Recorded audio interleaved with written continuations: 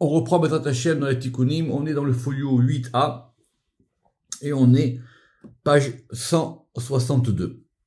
Alors, on va effectivement maintenant suivre les Tikkunim, parce qu'il n'y a pas d'autre choix que de suivre le mouvement des Tikkunim. Et on va maintenant parler des lettres. Rappelez-vous les points voyelles, et on va osciller dans les pages qui vont venir entre les lettres et les points voyelles, les lettres et les points voyelles, et les ta'amim, ça viendra plus tard. Donc, chaque fois que dans la Tikkunim, il y a marqué ve'od, ça veut dire et encore, ça veut dire on va rajouter encore une autre explication. Ve'od. Advan inun esh. Donc, vous rappelez-vous qu'on avait vu la dernière fois tout un tas de, c'est pas des métaphores, en tout cas d'exemples pour expliquer le lien qu'il y a entre les lettres, les points voyelles et les ta'amim. Vous vous rappelez, on avait dit que c'était comme le cavalier avec la monture. Après, on avait dit que c'était comme le troupeau avec le berger. On avait dit aussi peut-être plus haut que c'était comme l'âme avec le corps. Alors maintenant, les lettres, c'est comme du feu. Et les nikudim, c'est comme le roi. Alors, vous comprenez bien ce que ça veut dire. Ça veut dire que le feu, il est dirigé par le vent. Vous voyez bien quand il y a un feu de forêt, c'est en fonction de la direction du vent que le feu va se diriger. Donc, ce sont les nikudim, ce sont les points voyelles qui dirigent les lettres. Mais qu'est-ce qu'on a gagné sur cette histoire de Esh et Ruach? Évidemment, on va commencer maintenant à rentrer dans les éléments.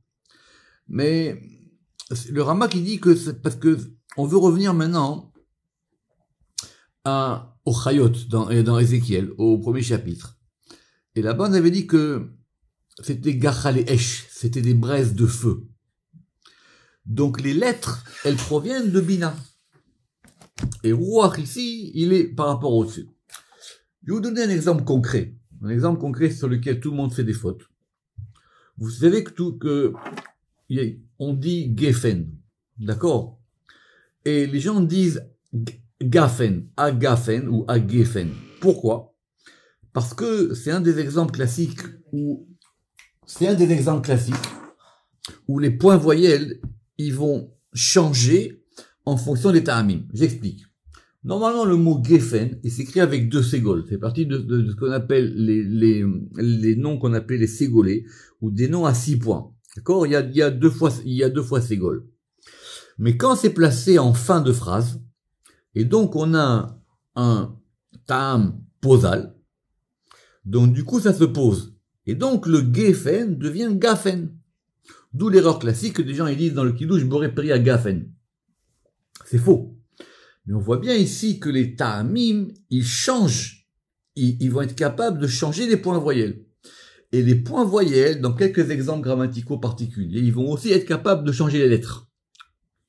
Donc, il y a une influence de l'un sur l'autre.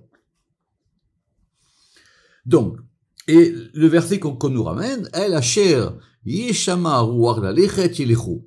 Vers là où sera là-bas l'esprit, le Ruach, la Lechet pour aller, elles iront les Chayot. N'oubliez pas que les Chayot sont des anges et les anges, ils sont de feu. Ve'inun, et les points voyelles, Inun Kemabu et Maya, ils sont comme des sources d'eau. Ça veut dire quoi? C'est-à-dire que maintenant on est passé au degré d'eau, mais en même temps, l'eau, c'est ce qui va diriger les choses. Deitmar alayhu, à propos duquel il a été dit, celui qui envoie des sources dans les fleuves, Yashku kol chayto sadai, et ils vont abreuver tous les animaux des champs.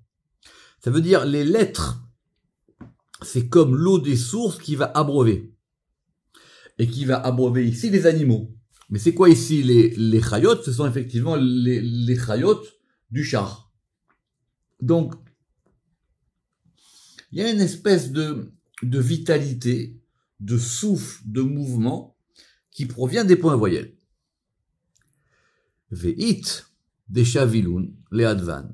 Et maintenant, ce qu'on a vu, sur ces 3 degrés qu'on a vu Esh, Ruach et Maïm, on peut aussi les appliquer aux lettres. Alors, vous allez dire, mais où on va? Justement, il faut laisser aller. Il faut laisser aller les tikkunim là où ils veulent nous amener. Parce qu'ils veulent nous faire voyager. Ils veulent nous faire voyager dans ces éléments. Alors, et certains, des Shaviloun et Advan, ils vont évaluer les lettres par rapport aux 4 éléments. Maïm, Esh, Ruach, Afar. Et ça correspond à quoi? Ça correspond à Baraglin de Charsaya, ça correspond aux 4 pieds du trône. Donc le trône lui-même, il est Bina, et il a 4 éléments qui vont correspondre, c'est la note 6, à Chesed, la générosité, l'eau, Gvura, la force, le feu, Tiferet, la parure, le vent, et Malchut, la royauté et la poussière. Pourquoi? Parce qu'on veut revenir, et Aboulafia, il va faire de même, on veut revenir maintenant à cette structure du kissé, du trône, dans la vision d'Ézéchiel. Dans la vision d'Ézéchiel, qu'est-ce qu'on a? On a un trône. Ce trône, évidemment, il a des pieds. Et qui est sur le trône? Qu'est-ce qu'il voit là-bas? Il a dit, j'ai vu comme une vision de Adam. Donc, Nekoudé, les points voyelles, Adam, la chevette à la kissé, c'est comme l'homme qui s'assoit sur le trône. C'est la note 8. Adam, qui est lié à Chochma. Là, c'est là d'où sont les points voyelles. Il dirige le trône, et le trône, il correspond aux lettres, et les lettres, elles sont mues par 4 mouvements, qui sont les 4 pieds du trône. Donc maintenant, on comprend ce principe des lettres, en tout cas, on comprend à peu près l'allusion des Tikkun HaZohar. Comme on dit, sans transition aucune, on va maintenant rentrer dans le principe des lettres. Alors le principe des lettres, c'est une grande question dans la Kabbale classique, que on n'a pas de lettres particulières par rapport aux autres. Vous vous rappelez que dans les points voyelles, on avait des points voyelles, on a dit des points voyelles rois et des points voyelles serviteurs. Dans les lettres, on n'a pas une lettre qui est plus que les autres. Rappelez-vous le premier Zohar sur les lettres qui se sont disputées pour savoir par laquelle on allait commencer la création du monde. Mais il y a une question qui revient, à savoir que si le nom principal divin c'est Yud Ke Vav Ke, et Yud Ke Vav Ke est composé de 3 lettres, le Yud, le He et le Vav, donc ces 3 lettres-là, elles doivent avoir une particularité. Alors, c'est assez complexe parce que si vous regardez dans le Sefer Yetzira, rappelez-vous là-bas qu'on avait vu à la fin de la première Mishnah, l'histoire des Chotamot. Comment est-ce que quand Dieu, il avait voulu créer le monde, il avait fait des sauts. C'est à la fin du premier chapitre. Vous vous rappelez là-bas? On a dit qu'il s'est dirigé vers le haut, le nord, le bas, la droite, la gauche. Les 6 directions. Et à chaque fois, on avait des trigrammes. Et beaucoup de commentateurs de Sefer Yetzira ont dit, mais qu'est-ce qu'elles ont ces lettres? Alors évidemment que ces lettres-là, elles sont les lettres du Shem Yud Ke Vav Ke. Mais si on les a choisies pour le Shem Yud Ke Vav Ke, c'est-à-dire qu'elles ont une particularité. Ce qu'on va essayer de voir maintenant, et on va apprendre de grands principes sur ces lettres-là. Alors, pourquoi est-ce qu'on a des trigrammes et pas des tétragrammes? Parce que le tétragramme, évidemment, vous avez compris qu'il y a une lettre qui redouble. C'est 2 fois le E. Mais maintenant, essayons de voir le principe de ces 3 lettres. Avec le principe de ces 3 lettres, on va apprendre beaucoup de choses et je vais vous expliquer au fur et à mesure. Donc, Misitra deima et inila. Misitra de varta et in letata. Du côté de la mère, le E il est en haut. Du côté de la fille, le E il est en bas. Alors il y a une note 9, parce que ces 2 phrases elles sont rajoutées en plus par la version du Ramak. Donc commençons par les E. Les E, ils désignent le féminin. Le féminin, il a 2 particularités. Soit il est du côté de la mère, soit il est du côté de la fille. On verra ça dans toutes les permutations qui viendront après du tétragramme. Rappelez-vous qu'il y a 24 permutations, nous on n'en garde que 12, je vous expliquerai pourquoi. Et pendant ces 12 permutations, elles vont nous servir pour les 12 mois de l'année. Donc, quand le E, il est en haut, il correspond à Ima. Ima, évidemment, c'est Bina. Et quand le E, il est en bas, il correspond à Malchut. Et il correspond à la fille. Parce que la fille, c'est la fille de la mère. Misitra de Abba. Du côté du père, Yodin Laila. On a le Yud en haut. quand vous avez un yud en haut, c'est-à-dire en haut, en début de mot, c'est un yud qui correspond au père, qui correspond à Chorma. Misitra divrata, et du côté maintenant de la fille, les yods sont en bas. Exemple, dans le Shem Adni. Dans le Shem Adni, vous voyez bien que le yod, il est à la fin. Donc, vous avez un yod en haut et un yod en bas. Alors, c'est intéressant parce qu'ici, en même temps, on va avoir le père et la fille, et on a la mère et la fille. Alors, vous allez dire, il manque le fils. Le fils, c'est le vav. Misitra deven, et du côté du fils, vavin là, les vav, ils sont en haut. Donc, Keravnada, et on va voir maintenant des exemples. Ces exemples-là, ils vont nous permettre d'avoir à la fin du folio 8A et au début du folio 8B, ce qu'on a appelé des trigrammes. Et on va avoir une composition de tas de trigrammes. Alors ici, il dit Keravnada, de cette manière, Vav, Vav, Yod. C'est-à-dire, on a 2 fois Vav, parce que vous savez que, alors, ça c'est compliqué. Le Rama qui dit que, parce que, fin de compte, le Vav, vous savez que c'est la seule lettre, il y a toutes les lettres, quand on va les déployer, elles vont se déployer avec d'autres lettres. Quand on veut dire Aleph, c'est Aleph, Lamed, Fait. Quand on veut dire Bet, c'est Bet, Yud, Tav. On va y revenir. Mais quand on veut dire Vav, c'est 2 fois Vav. Alors on peut dire Vav, Avav, Aleph, Vav, mais en général, on dit 2 fois Vav. C'est-à-dire que le Vav, il se déploie en lui-même.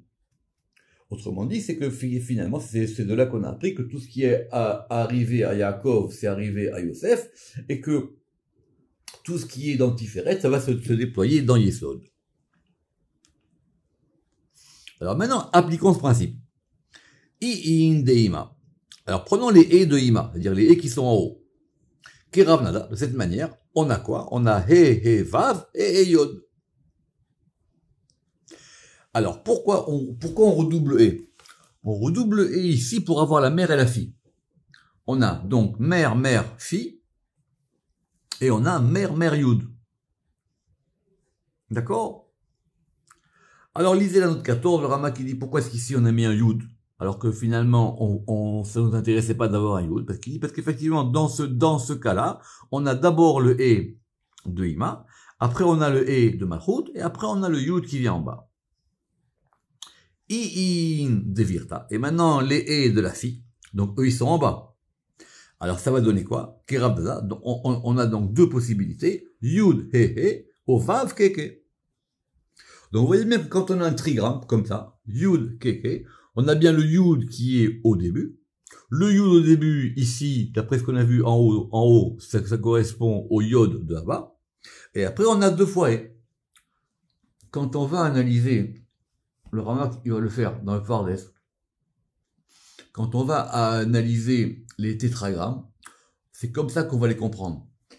On va comprendre maintenant les rapports masculins, féminins et les forces dans le tétragramme. On continue. Ve'achi bechol avaya ve'avaya. Et de même, maintenant qu'on a ces principes-là, on va les avoir dans chaque avaya. Avaya ici, ça veut dire quoi? Avaya ici, ça veut dire dans chaque nom de Yud Ke Vav Ke pris pour 3 lettres, ce qu'on appelle ici les trigrammes. Et donc, toutes ces permutations, toute cette syrophile qu'on a appelée ici des fontes, elles vont maintenant s'expliquer de cette manière-là. Alors, c'est intéressant parce que on a cette notion de tétragramme, évidemment, tout le monde la connaît. Mais ici, les Tikkun HaZohar, ils disent qu'il faut d'abord commencer par comprendre le trigramme. Et on va donner à ce trigramme une importance particulière. Ve'od, et de plus. Man de Olif, Ilina Vayan, celui qui va étudier ces trigrammes, Tsarich le Ulafa, il doit les étudier l'un, les Mivne Behoun Binyana le Kucha Berechu, pour construire avec eux une maison pour Kucha Berechu. Alors, vous rappelez que, on prend un peu de temps, que dans le Sefer Yetzira, on avait une seule métaphore sur les lettres. On avait dit que les lettres, elles étaient comme des pierres. Vous vous rappelez quand on avait parlé là-bas des possibilités de permutation, on avait dit vous vous rappelez, c'est une Mishnah là-bas, on avait dit une pierre, elle fait une maison, 2 pierres, elle fait 2 maisons, 3 pierres, elles font 6 maisons. Donc, quand on change les lettres, quand on va faire maintenant, on va les faire refondre, comme on l'a dit, on construit à chaque fois une nouvelle construction. Et cette construction, comme il s'agit ici des 3 lettres du nom divin, elles vont nous permettre de construire une maison pour Dieu. Deidma, à propos duquel il a été dit, Vayirapé et Misbach Hashem et Harus, et il a guéri l'autel de Yudke Vavke qui était détruit. C'est quoi cette histoire? J'espère que tout le monde sait. C'est Eliyahu Hanavi au mont Carmel. On a vu ça dans le Zohar plus haut, parce que le Zohar, il a dit là-bas, ça veut dire quoi? Donc, je vous rappelle l'histoire, et Eliyahu Hanavi, il est au mont Carmel, il déclenche une espèce de combat avec les faux prophètes, et il y a marqué là-bas dans le verset au verset 30-18, il y a marqué qu'il a guéri. Le Zohar, il a dit là-bas, ça veut dire quoi? Il a guéri. Il a refait. C'est-à-dire, il a rétabli l'autel divin, en remettant la primauté sur les prophètes de Dieu, par rapport aux prophètes de l'autre côté. On va dire qu'il a reconstruit l'autel. Non, il l'a guéri. Il était malade. Je crois qu'il était malade. Ça veut dire que les lettres étaient mal configurées. Il a reconfiguré la chose. Alors, Veraza Demila, et il y a le mystère de cette chose-là, de Yachlin le Meheras Be'adve Dishme, parce qu'on peut détruire dans les lettres du nom. À Daoudirtiv, comme il est écrit, Penir Souel Hashem, de peur qu'il ne détruise vers Hashem. Alors, Mac dit que ça marche dans les deux sens, que les fautes, elles endommagent les lettres, et que les lettres aussi, elles peuvent endommager. Rappelez-vous par exemple, un exemple simple que le Ramak il ramène dans l'Oriaka. Vous vous rappelez quand on fait le vidouille, vous vous rappelez on fait Hacham nous bagad nous, on a dit plusieurs fois. En fin de compte, on veut pas se mortifier. Tout est fait par ordre alphabétique. D'ailleurs, vous remarquez toujours que c'est Aleph, Bet, Gimel, Dalet et Vav jusqu'à Tav. Et après, des fois, c'est l'inverse, ce qu'on appelle Tashrak. C'est l'alphabet inversé. On veut rétablir l'ordre des lettres. Comme à cause des fautes et à cause des manquements, les lettres elles se retrouvent mal formées ou mal configurées. Donc on veut refaire ça. Mais effectivement, ou Berinda, et à cause de ça, des Yarsoulin Berbechovayu. Parce qu'effectivement, on peut les détruire par les fautes. Vetsarir les Mivnelun Betsuloteun. Et il faut les construire avec les prières. Parce que quand on va prier, on remet les lettres dans le bon endroit.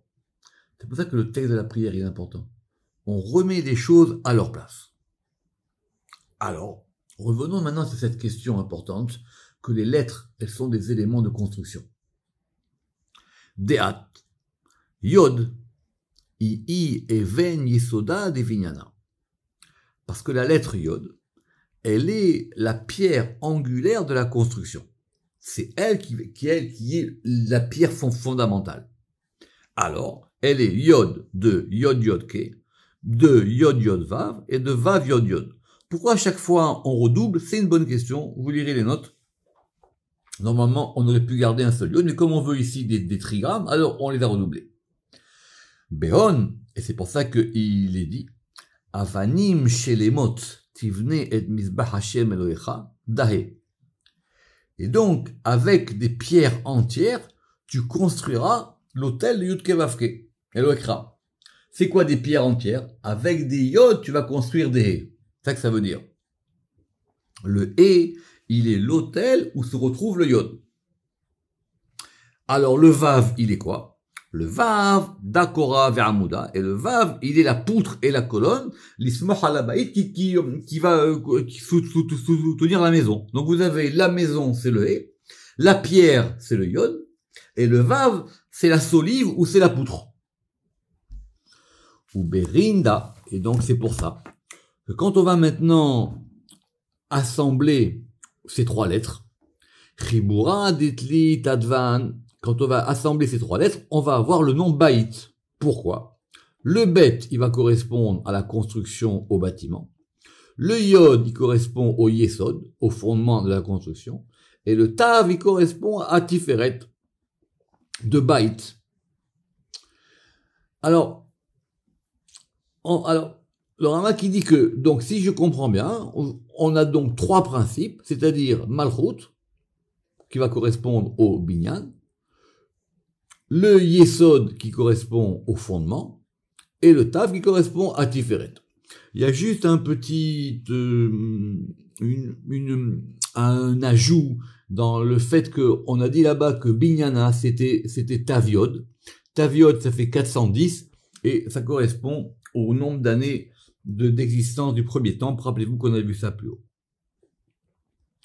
Veinun. Alors, Bet Malchut, Yod Yesod Sefira Tesha. Deyu Somer Geoula Letfila, ou Be Somer Hashem Lechol Hanoflim, Daf Tav Tiferet, de Itmar Be Ketiferet Adam la Shevet Bait. Alors, maintenant quand les Tikkun Zohar, ils nous ont donné cette notion de Bait, que c'est une maison, que cette maison, c'est trois lettres, que ces trois lettres, elles correspondent aux trois fondements des trois trigrammes qui permettent de faire des constructions. On va le voir d'une autre manière. Alors, Inun. Bet, c'est Malchut. Bet, c'est la royauté, c'est Malchut, on a compris, c'est la maison. Yod. Yod, c'est quoi? C'est le fondement. C'est la 9e séphira. Comment c'est la 9e séphira? C'est la 9e séphira quand on compte de haut en bas. Deiu, somer, geoula, les tefila. Parce que c'est le Yod. Rappelez-vous qu'on a dit que quoi? On a dit que le Yod, c'était la pierre angulaire. C'est ce sur quoi la chose elle va reposer. Deu somer geoula le tefila, parce que c'est lui qui va soutenir de la délivrance vers la tefila. Alors ça, c'est très complexe. J'explique pourquoi. On a un principe simple dans la prière, que dans la prière du matin, entre la geoula, c'est-à-dire la dernière beracha où on dit Gaal Israël, et la tefila, où on va dire Hashem Sefatay Tiftach, on ne peut pas s'interrompre. Et donc, il faut être somer, geoula et tefila. Il faut adjoindre les deux l'un à l'autre. Alors, il dit que ce principe-là, c'est un principe général. Et quand on veut adjoindre la délivrance à la tefila, ça se fait par ce degré de Yod. D'accord? C'est ce que j'ai expliqué dans la note 26, c'est la Gemara là-bas dans Brachot. Et donc, par ce principe-là du Yod, c'est comme ça qu'on va comprendre, Somer Hashem lechol hanofelim, que Hashem, il soutient tous ceux qui tombent. Ça, c'est le Yod. Le Yod, c'est le principe qui permet d'empêcher la chute. C'est très intéressant cette histoire. Que ça veut dire que quand quelqu'un il tombe, son Yod, il est tombé. Il faut qu'il se relève avec le Yod. Alors nous, on aurait pu croire que c'est par Tiferet, mais c'est une autre question. Mais en fin de compte, c'est le Yod ici qui va permettre de remonter. Et le Tav, il est Tiferet, donc c'est toujours sur Bait, des Itmar B, et à propos duquel on a dit que Tiferet Adam la Shevet Bait, comme la parure de l'homme pour s'asseoir dans la maison, c'est-à-dire c'est ça qui va donner maintenant à la maison, qui va lui donner sa beauté, sa parure. Alors, si maintenant on réapplique ce principe de Yod, Vav, et par rapport à ce principe de Tiferet qui correspond au Shem Yud Ke Vav Ke lui-même, ça va très vite. Kol hazokef, zokef beshem, aval legabe yesod, kol hakorea, korea bebaruch. Adaud dirtiv, brachot li rosh tzadik. On revient maintenant à la prière. J'explique. On a un principe, quand on va commencer la tefila, on va se prosterner. Rappelez-vous qu'on a dit que se prosterner, c'était une marque pour faire descendre et recevoir un influx. Comment on se prosterne? Baruch, Ata, Hashem, et on remonte. Alors, Kol hazokef, zokef beshem, tout celui qui se relève, il se relève en prononçant le Shem. Il va se relever par le nom. Ce qui permet à quelqu'un de se relever. On a dit que c'était le Yod qui est tombé. Maintenant, le Yod, on le fait remonter. Et quand on fait remonter, quelque part, on fait remonter un Shem Yud Kevavke. Aval le gabe Yesod. Et à propos de Yesod, on a dit quoi? Kol ha-korea, korea bevaruch. Quand on va dire Baruch, on va se prosterner. Pourquoi? Parce qu'on veut maintenant recevoir cette bénédiction. Donc on se prosterne avec le Baruch, Ata, et après on remonte avec le Yod. Parce que ce principe de Yesod, c'est le principe, maintenant, comme je l'ai expliqué, qui va permettre de recevoir l'influx et de pouvoir le faire remonter. Adaodirtiv, comme il est dit, brachot les roches sadiques, les brachot, elles sont pour le roche sadique. On continue. Et ce principe-là, maintenant, des lettres qu'on vient de voir, à propos, vous vous rappelez, de Yesod et Tiferet, on va maintenant l'appliquer à Shabbat. Alors, comment on va l'appliquer à Shabbat? Alors, vous savez que Shabbat, l'interdit principal de Shabbat, celui qui est marqué dans la Torah, c'est l'interdit, il y en a deux dans la Torah, c'est le fait d'allumer du feu et le fait de transporter. Alors, il faut expliquer. Ça veut dire quoi transporter? Ça veut dire on change un objet de domaine. La personne, c'est une autre question, mais l'objet va changer de domaine. Or, comment ils s'appellent les deux domaines principaux? Ils s'appellent le Reshut Hayachid, qu'on traduit mal en général en disant le domaine privé, c'est faux. C'est-à-dire le domaine de l'unique, c'est le domaine du grand patron.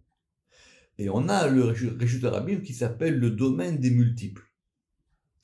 Le domaine des multiples, d'après la halakha, c'est quoi? C'est le fait que tous les quatre, enfin, tous les arba amot, c'est un autre domaine. Donc, en gros, il y a le domaine du 1 et le domaine du multiple. D'accord. Maintenant, il y a d'autres domaines intermédiaires. Et si on veut pouvoir déplacer les choses Shabbat, on va mélanger les domaines. Ce qu'on appelle le hérouv. C'est ce mélange-là. Et comment est-ce qu'on mélange le hérouv? Comment est-ce qu'on fait un hérouv? Alors, ce sont des règles complexes dans Shabbat. Mais si par exemple, vous avez un village, et dans le village, vous avez c'est pas des portes. On va dire, dans les rues principales, vous avez des poutres. Alors, il faut qu'on rabaisse la poutre. Des yashpil B à Korah, parce qu'il faut faire descendre la poutre. Il est malam yesrim si elle est au-dessus de 20. Donc, si votre poutre, qui va indiquer le domaine public, c'est-à-dire comme une espèce de porte ouverte, comme ça, et que cette poutre, elle est au-dessus de 20, pour pouvoir la transformer en domaine public ou en domaine demi-public ou en domaine intermédiaire, il faut la rabaisser. Alors, qu'est-ce qui se passe? C'est quoi Esrim? Si elle est plus que 20. 20, c'est quoi? C'est Yud Vav Dalet. C'est le Shem Yud qui est déployé. Vel'elam Esrim, parce que si elle est plus que 20, elle correspond à Keter. Yuila Taelot, et si c'est ce degré de Keter, elle correspond maintenant à la cause des causes suprêmes. Deletena Shalitalea, et personne ne peut la voir. Alors, vous lirez la note 29. Il dit que le Yesod, il est appelé le Hérouv, parce qu'il va mélanger les deux. Parce qu'il va unir le degré du Hé de Bina et le degré du Hé de Malchut. Et il va permettre de passer d'un domaine à un autre domaine. Or, pour ce faire, il faut pas que ça puisse aller jusqu'au degré du Yod qui se déploie. C'est intéressant parce que ça veut dire ici que la halakha, elle est complètement faite d'après le Sod, d'après le Tikkun Hazor. Nous, on pensait que c'était simplement des mesures, on va dire, d'architecture ou d'urbanisme, ou simplement par rapport à l'élément. C'est simplement qu'à chaque fois, on veut tout remettre par rapport à cet élément du Yud et du He et du Vav. C'est ce qu'on a dit tout à l'heure. Toute la construction, même des phénomènes physiques, elle correspond par rapport à ces trois lettres. Ou Berinda, et c'est pour ça que maintenant on a la notion de Mavoy. Alors, c'est quoi Mavoy? Le Mavoy, c'est expliqué dans Rouvin, c'est un domaine qui est entre les deux. C'est comme une ruelle ou une impasse. C'est pas une grande rue, c'est pas une cour, c'est pas une maison privée, c'est entre les deux. Ce degré de Mavoy, des Ishrin Tatata, qui correspond à la Shrina d'en bas, c'est-à-dire la Malchut, des Yud Zeira, qui est le petit Yud. C'est quoi ce Mavoy? Asara Tefachim Shiura, il doit avoir une mesure de 10 palmes. ou B tsarir leashpil akora de vav, et il faut pour que ce mavoy, on puisse l'intégrer dans les transports de Shabbat, il faut qu'on fasse descendre la poutre qui correspond à un vav. Vous vous rappelez qu'on a dit que les poutres, elles étaient un vav. Et tant qu'on est dans les constructions, la souka, avalega besouka de ima. Mais à propos de la souka, vous savez, c'est ima. Quand on est dans la souka, on rentre sous les ailes de la mer. Rappelez-vous, c'est ce que la Mishnah elle dit, qu'un enfant qui appelle sa mère, il peut pas rentrer dans la souka. Il faut qu'il considère qu'il y a une mère en plus. La souka, c'est qu'on rentre dans le et de ima. Des chiour, dila, yu, deyu, kaf, keter. Et parce que la souka, c'est quoi sa mesure? La souka, elle peut pas être plus haute que 20 coudées. C'est quoi 20? Encore une fois, c'est un yud déployé. Parce que les ela miketer, les tadam de merkava dar be gosuka. Parce que, au-dessus de ce degré de keter, Adam, qui est la merkava, il peut pas habiter dans la souka. C'est-à-dire, on veut faire habiter quelqu'un dans la souka. Et ici, ce degré de Adam, qui, vous vous rappelez, qui est le chariot, enfin, qui est au-dessus du chariot, lui, il peut pas rentrer là-bas. Parce que si c'est au-dessus de Keter, ça marche pas. Donc, encore une fois, hein, vous allez réécouter le cours. Ça va vous sembler complexe au départ. Mais comprenez qu'on a pris simplement ce Yud Kevav, et ce Yud Kevav, on l'a maintenant attribué à ces éléments de construction. Alors, revenons maintenant à notre principe. Ou makor de ilin avayan ke chushban chesed de bi'un sarich le mive binyana da de inun mechesed. Alors, parce que ces trigrammes, ils ont une source. Et cette source, elle va correspondre, on va expliquer pourquoi. Cette source, elle correspond à la gematria de chesed qui est 72. Des méou, des béoun, parce que quand on va construire, il faut qu'on le construise avec chesed. Pourquoi? C'est inversé dans les psaumes, note 39. Olam chesed yibani. Une construction, elle doit se faire avec le degré de chesed. Voir le zohar qu'on a fait, vous rappeler sur le Be'i Panoto du Baï. D'où ça sort cette notion que la construction, c'est jouer à chesed, mais à part le fait que ce soit une jouée de rachat. Parce que ces trigrammes, ils prennent leur source dans un tétragramme. Et c'est un tétragramme déployé. Le tétragramme est déployé du Shem Yud Ke Vav Ke avec Vav, et qui a pour valeur numérique 72. C'est celui qu'on connaît. D'accord? C'est le Shem Av. Des Makor, des Havayatan, Yu Yod Ke Vav Ke. Des Salik, les Shiv'in, ou Skin Havayan, qui Chushban Chesed, et qui va donc avoir maintenant 72, comme ce nom de chesed. Et donc, Kuleu, et donc les trigrammes, ils sont sur le principe de Even, on a dit la pierre, le Yud, Kora, la poutre, le Vav, ou Binyana, et le bâtiment lui-même, des Idbane Betarvayou, qui se construit avec les deux. Donc on a la pierre qui est le Yud, la poutre qui est le Vav, et la construction qui est le E. Ve'ilu, ve'ilin inun avbat avayan denafkid. Et donc, voici maintenant les 72 trigrammes qui vont sortir de ce nom-là. Alors, juste sans rentrer dans des choses très techniques qui vont venir maintenant, qui sont réservées vraiment à des gens très initiés, on va juste reprendre le Shem Av. Dans le Shem Av, c'est la note 43, on a 4 yods, on a 3 vav et on a 2 e. Et c'est sur cette base-là qu'on va maintenant construire tous les trigrammes possibles. Alors ces trigrammes-là, ils vont être maintenant expliqués selon plusieurs versions au début du folio 8b. Alors vous verrez qu'en note 44, on a ramené 2 versions. On a une version courante qui est ponctuée. Et on a une autre version qui est celle du Rama, qui est dans le Pardes Rimonim. Vous verrez ça, Bezrat Hashem. Baruch Adonai Le'olam. Amen ve Amen.